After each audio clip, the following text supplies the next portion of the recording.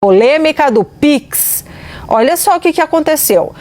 Acabou de haver uma entrevista coletiva. A crise está tão grande para o governo, mas tão grande, saiu tanto do controle que medidas foram tomadas. Uma entrevista coletiva agora, membros da equipe econômica conversaram com o presidente Lula, depois deram uma entrevista coletiva. Secretário da Receita Federal, Robinson Barreirinhas, destacou que tomou uma decisão. Revogar a medida do Pix se deu principalmente por conta de onda de fake news sobre o Pix e destacou que ainda serão tomadas medidas contra quem propagou notícias falsas sobre o assunto. Então, peraí, só para você entender, aquela história do monitoramento do Pix, até R$5.000 para pessoa física, até R$15.000 para pessoa jurídica, o governo mudou. Parece que não vai mais ter, não. E aí ele fala que foi por conta da onda de fake news. Vamos ver? E por conta dessa continuidade do dano, dessa manipulação desse ato da Receita, eu decidi revogar esse ato num primeiro momento, e essa revogação se dá por dois motivos. Um deles é tirar isso que virou, infelizmente e tristemente, uma arma na mão desses criminosos inescrupulosos.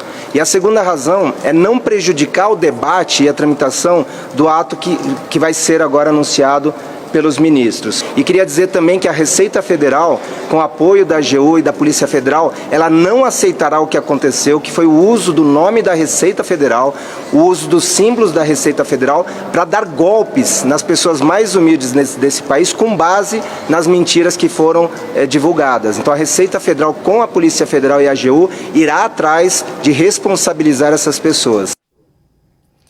Pois é, o que ele não comentou, só que para a gente fechar, que é importante dizer, é porque as fake news em relação a essa decisão, a esse ato da Receita Federal, e que agora, enfim, está mudando de rumo, ele atingiu a imagem do governo de uma maneira essencial. Tem um vídeo no Instagram do deputado Nicolas Ferreira, que é muito forte, lá de Minas Gerais, deputado federal, que é muito forte nas redes sociais. Ele gravou um vídeo até longo, considerando as redes sociais. Tem mais de 100 milhões de visualizações desse vídeo, falando, olha, não, o governo não vai, diz que não vai taxar, mas também não duvido se passará a taxar, lança dúvidas, e aí fica falando que os profissionais informais serão muito prejudicados por essas mudanças no Pix.